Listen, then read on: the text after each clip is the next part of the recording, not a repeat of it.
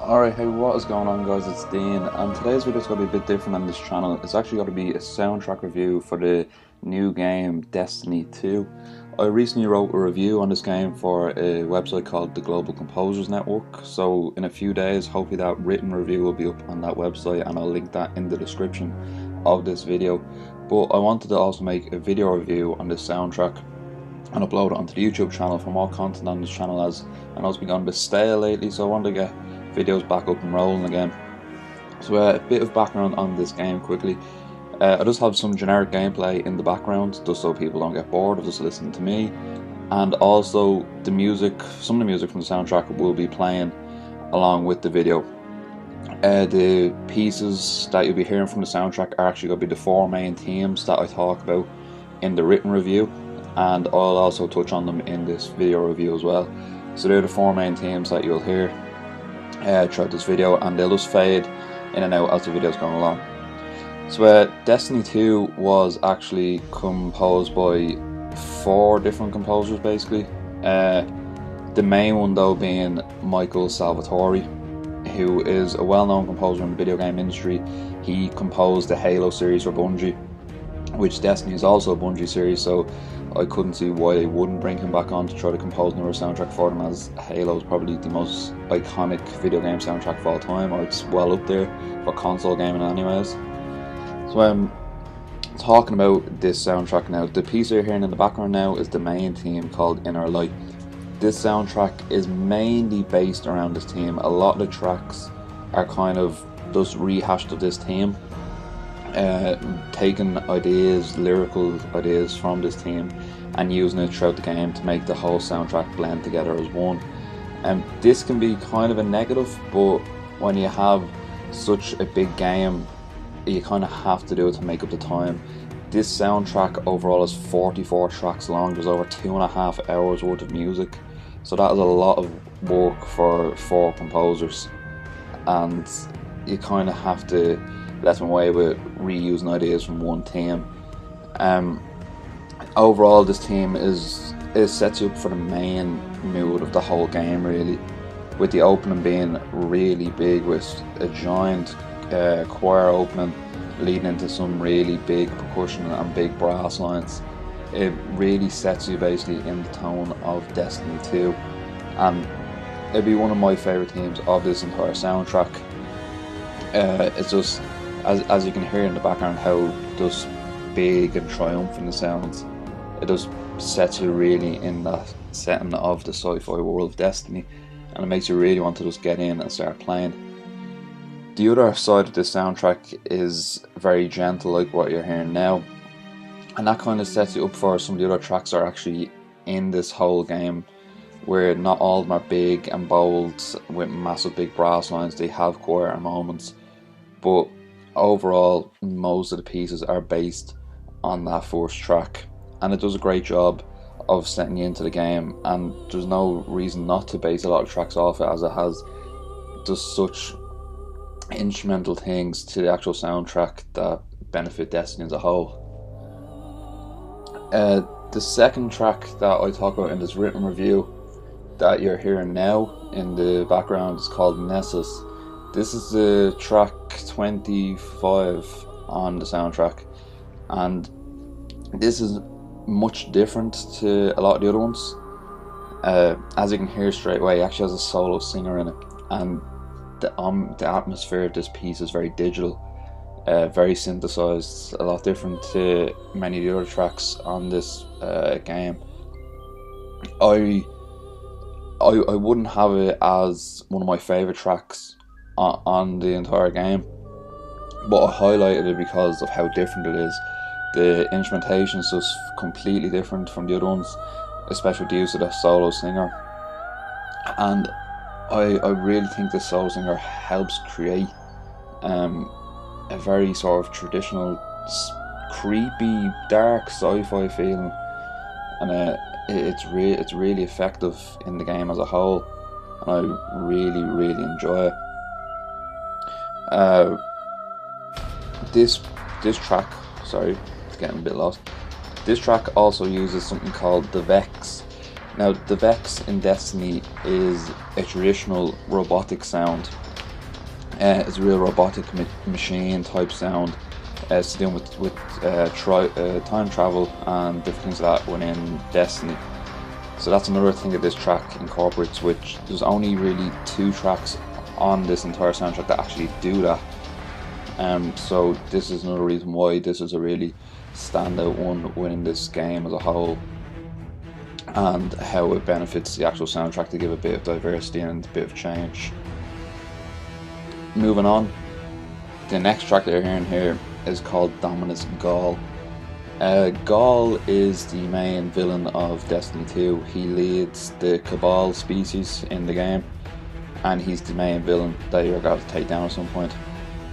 Now, I wrote in my review that this track was a bit of a letdown, and I'll explain why. Musically, there's no real letdown of the actual track. As you can hear, it's really dark and powerful. It has amazing driving rhythms and strings. The ostinatos and the strings really drive this piece, and the rhythm is amazing. The only thing that I really found as a letdown for this track was that it was very generic as boss battle music goes within video games. It feels like you're a real typical boss battle music, and I feel for such a big villain in such a big game that they could have built a story around him. They could have used his own theme. Granted, the track is named Dominus Ghaul, but it doesn't feel like the track is actually for him. It doesn't feel like the track is based around him. And I just feel like they could have put a much bigger emphasis on him as a character to really let the music sing out for him and just create a much greater effect. That would have brought him to life more in the game, and it would have made him stand out a lot more as a character within the game. Nevertheless though, it is a very powerful track. As you can hear, it is very big, very epic sound to it.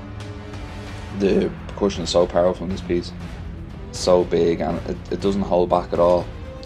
But to me, that was the only letdown for this piece, that there just wasn't enough behind it as a storyline goes for the character that it was set for. Moving on to the next track that you'll hear, straight away you can hear the change in the music here. This piece is called The Farm. This would be one of the most popular tracks probably in the whole of Destiny 2.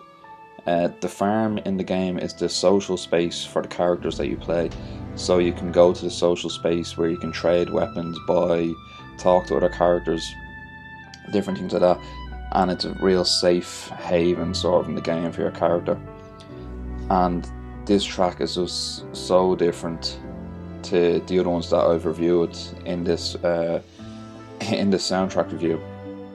The instrumentation is so different. It's so light and mystical to an extent. There's very rarely any brass. I think there's only a tiny bit of brass for certain crescendos at different times of the actual track.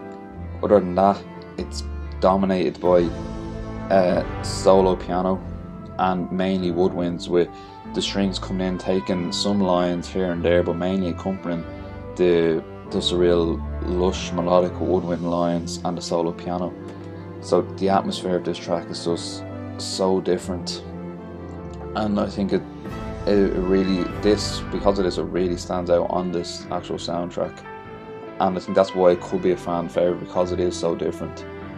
I've talked to many people who have played this game, and they go to the farm sometimes because they find the music just so relaxing, and they just love listening to it, which I can see why they think that, because it really does just let you sit down and just get away from the rest of the heaviness of the game.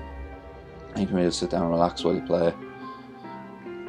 So just moving on to a conclusion of this soundtrack. I'm not making this video long, I'm making it nice and short. As I said, I'll link the written review if you want a bit more extra detail when it goes up on the website, so keep an eye out on this video.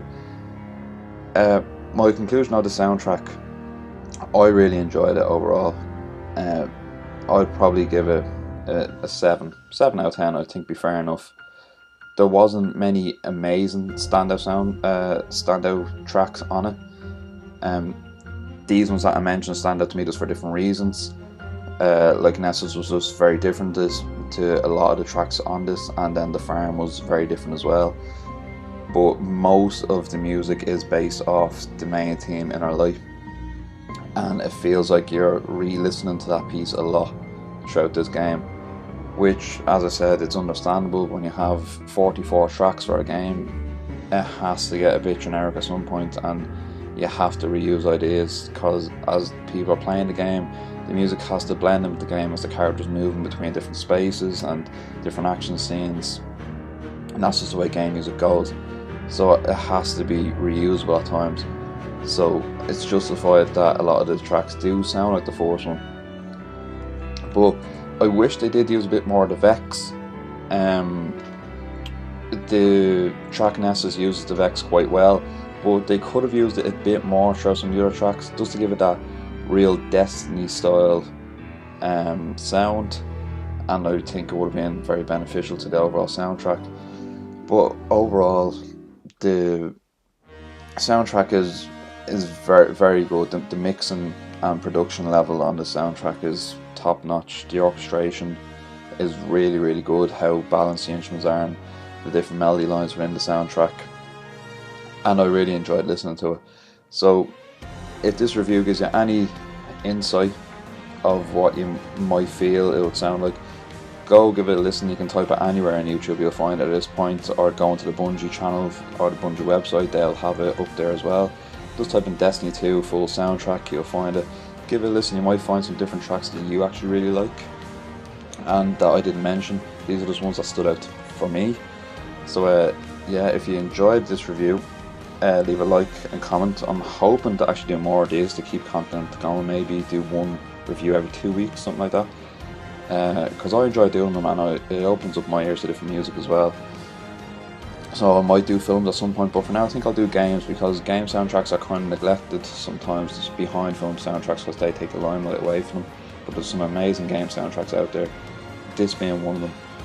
So I think I'll start up a series of doing these reviews, writing them out, hopefully getting them published on different websites, and then doing the video review for the channel.